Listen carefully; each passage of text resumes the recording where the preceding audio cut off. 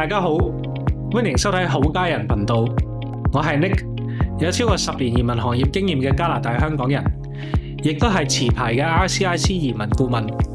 成功咁樣為香港同埋各地嘅人士辦理過超過500個唔同國家嘅移民成功個案。加拿大咧就成日都俾人話課稅好重，但係咧其實佢都俾好多福利大家嘅喎，譬如免費醫療啦、免費教育等等。再具體啲咁講，其實好多人咧喺加拿大住足20年，揸車由東至西、南至北咧揸足20年咧，連1毫子嘅路費或者 highway 嘅費用咧都唔使俾嘅喎。同時間咧，加拿大亦都會建議，甚至乎半強迫我哋去多啲儲錢，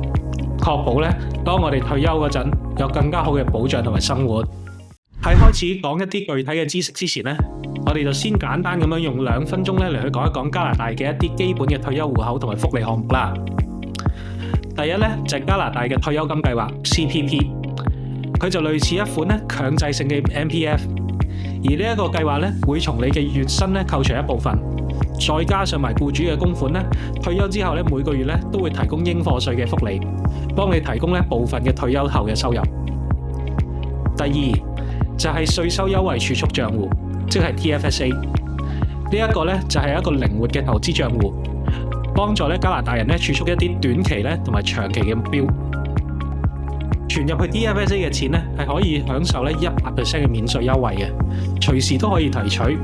嘅時候仲唔需要交稅添。而呢一個帳戶咧係可以包含現金啦、股票啦、債券啦同埋基金嘅。政府咧每年咧就會設定一個貢獻嘅空間，即係 contribution room， 而未用嘅貢獻空間咧係可以留到去未來嘅。第三就係註冊退休儲蓄計劃，即係 RRSP。呢一個咧就係一個加拿大居民嘅退休儲蓄嘅工具，類似自願性嘅 MPF。通過 RRSP 咧，個人咧係可以累積一啲退休嘅資金，同時享受咧稅務上面嘅優惠嘅。存入去 RRSP 嘅錢咧係可以減少翻當年嘅 taxable income， 從而咧係去減低翻賦稅嘅。RRSP 裏邊嘅投資收益，例如利息啦、股息啦同埋資本增值咧，留喺計劃裏邊咧即係免稅嘅。但係一經提取嘅話咧，就會按翻嗰一年嘅個人所得稅率咧嚟去交稅嘅，所以到老咗收入低啲嘅時候咧，先至去攞咧，就會好好多啦。第四就係老年保障，即係 OAS 計劃。呢一個計劃咧就類似香港嘅生果金，為65歲以上嘅符合條件嘅老年人咧每月去支付嘅。呢一個福利咧就係確保翻退休人士係有最低嘅收入水平。並且咧係根據翻生活成本嘅每一個季度咁樣去調整嘅，而收到嘅金額咧就取決於你18歲之後咧喺加拿大居住嘅年數啦。而第5咧就係保證收入補助計劃 GIS， 呢一個咧就係為咗嗰啲 OAS 收入比較低嘅受益人咧所提供嘅額外月度嘅補助，幫助佢哋達到一定嘅收入水平嘅。而第6咧就係就業保障，即係 EI。呢一個咧就係加拿大提供俾失業嘅人咧嘅經濟援助嚟嘅，為咗一啲咧因為非自願原因而失業，而且咧亦都喺度尋求緊工作嘅人咧，提供翻一啲臨時嘅經濟支持嘅。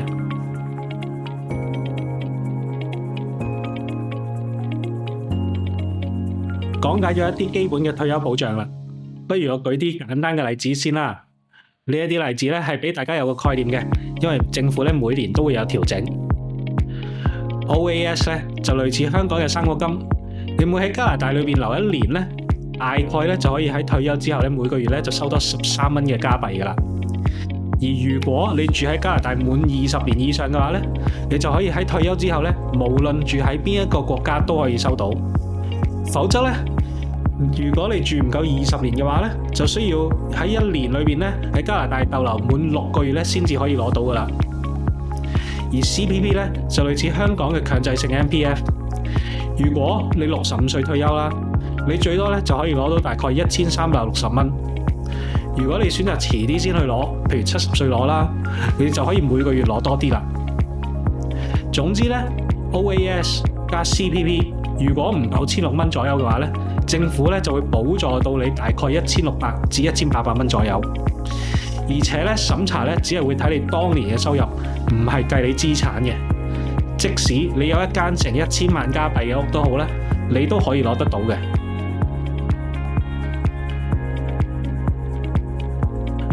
翻返去退休計劃啦，喺呢度咧，我哋就介紹翻一個加拿大嘅官方網站啦，可以咧幫你去模擬翻退休之後咧，大概會有幾多嘅退休收入。咁我哋咧就將呢一個連結咧放咗喺留言區嗰度置頂嘅。喺正式計算之前，都要講翻每一個人嘅情況都係會唔同嘅。我哋呢度咧只係一個假設嘅範例。若果你係有自己個別嘅情況，或者係有任何疑問嘅話咧，就最好請教翻專業嘅稅務人士啦。但係若果你係有一啲簡單嘅問題，都歡迎留言俾我哋嘅，我哋會盡量咁樣去解釋翻我哋對於呢樣嘢嘅理解。一開始咧，我哋就先輸入咗一個人嘅背景啦。假設你係45歲啦，喺1979年1月出世，跟住咧就去設定翻你移民之後嘅收入啦。啱啱咧就有一個調查得出，加拿大咧平均嘅稅前收入咧就係每個月港幣大概4萬蚊，即係大概7000蚊加紙多一啲，或者咧就係每年84000蚊加紙。咁我哋就保守啲啦，當你咧一直都係5萬蚊加紙年薪，做到退休呢10幾年都係冇增長嘅。然後網站就會問你打算幾時退休啦。咁假設咧係喺法定年齡65歲去退休啦，而退咗休之後咧收到 PPD 之後咧就唔會再工作咯噃。去到下一頁咧就係填翻你 pension 嘅資料啦。我哋咧先假設咧純粹咧係淨係靠一份 CPP， 係冇其他額外嘅 pension 嘅。然之後咧就去填寫翻你 RRSP 嘅資料啦。一般嘅新移民啱啱嚟到，梗係未有 RRSP 嘅 account 啦。但係咧，若果係移咗民去加拿大生活之後，並且成為咗加拿大嘅稅務居民同埋 PR 咧，先至去拎翻呢一份 MPF 咧，到時就會有2條路選擇啦。一就係將 MPF 攞出嚟當稅務上面嘅收入去打稅。若果金額真係唔細嘅話咧，當然未必係一個係理智嘅決定啦。第二咧，就係將呢一份 MPF 咧喺一定嘅時間裏邊咧轉去 RRSP， 喺 RRSP 裏邊咧繼續去滾存翻你之前 MPF 嘅呢筆錢。滾存嘅過程就係免稅嘅，直到咗你慢慢老咗之後咧，就分段咁樣攞出嚟用先至會打稅嘅。我哋就假設咧，你嘅情況係45歲，喺香港嗰度咧做咗大概20年嘢，咁就有相等於30萬加幣嘅 MPF 啦。喺你移民咗攞咗 PR 之後咧，就放入去你 RRSP 嘅戶口裏邊。當你到步揾到工之後咧，佢就會問你有冇興趣咧供錢入去 RRSP 裏邊。第一，若果你係有5萬蚊加紙收入嘅話咧，而你 RRSP 咧亦都入咗咁大筆嘅 MPF 咧，其實一個比較常見嘅情況咧，都係唔會再供錢入去 RRSP 裏邊噶啦。反之咧，如果有少少錢剩咧，不如咧就供入去 TFSA 嗰度啦，都係完全免稅嘅。話雖如此，但係咧我哋為咗簡化翻例子啦，我哋咧就當你係冇，亦都唔會供任何嘅 TFSA 嘅。下一步咧就會問你啦，你想退咗休之後幾時開始領取你嘅 RRSP 呢？咁我哋就假設翻係65歲開始攞，85歲就攞完啦。提提大家咧，呢度咧其實係牽涉到咧係將 RRSP 咧轉到去一個 RRIF 嘅操作嘅，但係咧我哋就唔多講啦。另外咧 RRSP 嘅投資回報率咧，我哋就會用翻預設嘅 5%， 然後咧就會再問翻你有冇其他嘅 income 啦。我哋先當咧係冇其他嘅 income 啦，佢就會問你咧關於 Old Age Security， 即係我哋咧理解上生果金嘅情況。咁佢會問你咧會唔會諗住咧65歲咧都繼續住喺加拿大？咁喺呢度咧我哋就選擇翻會啦。然之後咧就會問翻你會唔會住夠40年？咁因為我哋當咧係45歲係住到65歲嘅，唔夠40年，咁就會揀翻 No， 咁就去填翻住夠20年。咁咧就會預計翻65歲咧就即刻攞，就唔會延遲到去70歲先去攞嘅。下一步咧就會去到嗰個結果嗰度噶啦。到最後啦，就到結果啦。加拿大咧嗰個目標收入咧就係31000蚊一年嘅。咁喺而家呢一個情況之下咧，我哋就會得出44000蚊嘅收入噶啦，足足咧係多咗13000蚊嘅。若果我哋再去詳細啲咁睇咧，打開佢嗰個 table 嘅話咧，每一年 CPP 嘅收入咧係會收到8600蚊左右，而 retirement savings 咧就會有31000蚊，再加埋 old age security 咧，總共咧就會有44700蚊噶啦。咁呢一啲咧都係稅前收入嚟嘅，咁係要稍微咁打返少少稅嘅。如果你而家係希望移民去加拿大啦，想喺決定之前咧去評估下自己嘅退休生活嘅話咧，可以揾持牌嘅移民公司 Hoga 嘅。Hoga 咧係有自己獨家嘅移民前嘅退休資金模擬 Excel 嘅終極版本，咁係更加詳盡咧，亦都可以根據翻你嗰個 input 同埋你嘅假設咧，你去模擬翻一般到步嘅所有使費，以你嘅目標城市啦，你嘅資產夠唔夠喺加拿大生活到退休，直至到80幾歲安享晚年？其實加拿大咧有近70種唔同嘅移民途徑嘅，我哋咧一定會按照翻你一家人嘅背景咧，同埋需要去安排翻評估。只係需要香港港幣500蚊就可以讓我哋去做一個30分鐘嘅面談噶啦。